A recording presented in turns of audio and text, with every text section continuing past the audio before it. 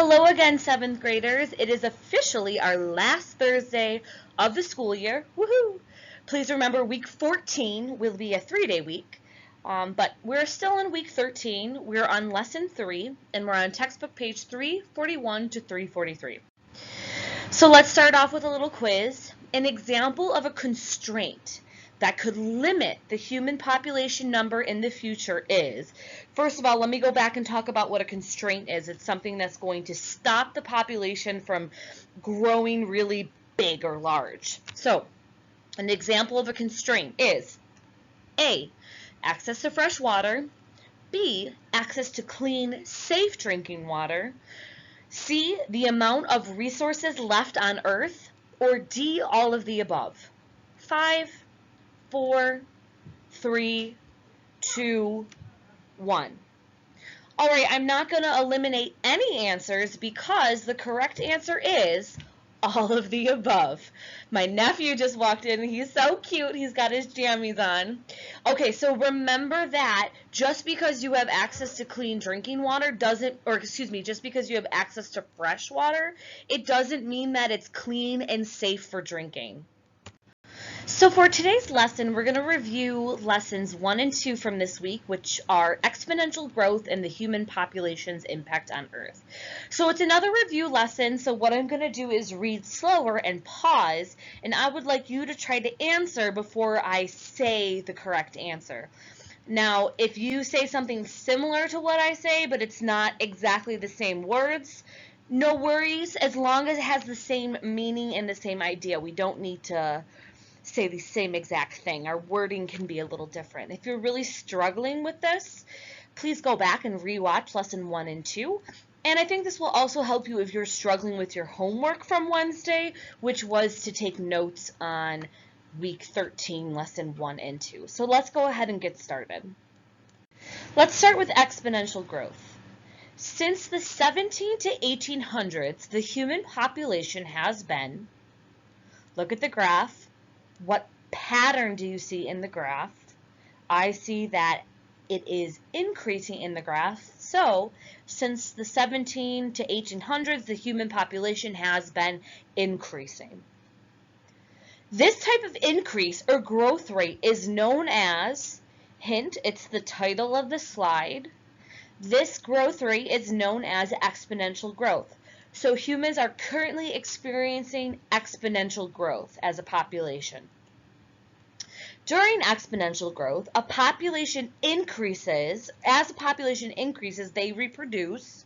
So what do you think the rate of reproduction is going to be like?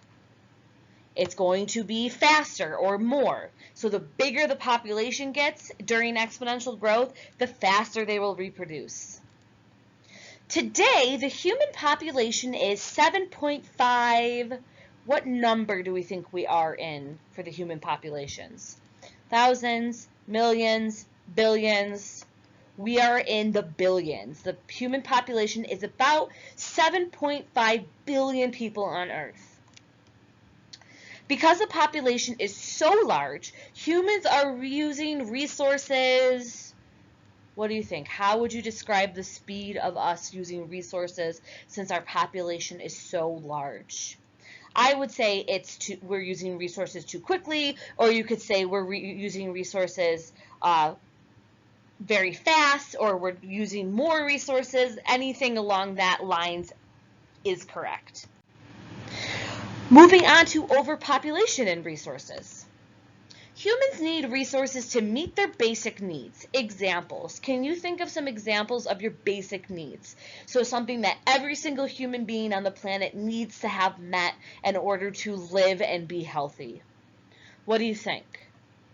I think water, food, shelter, clothing. If you just had 1 or 2 of those, that's great. You're on the right track. When the number of humans outgrow the available resources, we reach the point of, hint, it's in the slide. When the number of humans outgrow the available resources, we reach the point of overpopulation. Now, let's talk about problems with using too many resources because we're currently overpopulated. All right, so I'm going to tell you an action, and I want you to try to think of the consequence. So, drilling and mining to find resources like water and minerals. What do you think the consequence of drilling and mining to find resources could be? Destroying habitats, removing plants and trees. Let's talk about another action that we're currently doing. Action: using cars to transport humans and goods. What do you think a consequence of using all these cars to move humans and things that we like to buy and use could be? What do cars give off? What's a negative or problem with cars constantly running? Well, we can cause pollution from the diesel or gas being burned, and that also increases the amount of carbon dioxide in the air. Okay, so that is it for our review for lessons 1 and 2 of week 13. We're going to end with one more question. Again, if you are struggling with answering these questions on this review video, go back and watch lesson 1 and 2. So last question for the day is, a consequence of using water to grow crops to feed the population is, so we're thinking of something negative or bad about using water to grow crops. A, using limited freshwater resources. I don't know if you guys know this, but only certain plants can grow in salty water. So if you're growing crops or farming, you usually need to use fresh water. You can't just use ocean or salt water. Okay, moving back to the question. B, less fresh water available for drinking. C, habitat destruction of wetlands. Or D, all of the above. 5, 4, 3, 2, 1. I am not going to eliminate any answers because the correct answer is all of the above. So we only have a limited amount of fresh water. When we're always growing crops to increase the human population, we're taking away water resources that we could use to drink. But, you know, you got to eat and you have to drink, so this is a problem with having so many humans on Earth. And sometimes in order to get fresh water, we'll take it away from certain environments like a wetland.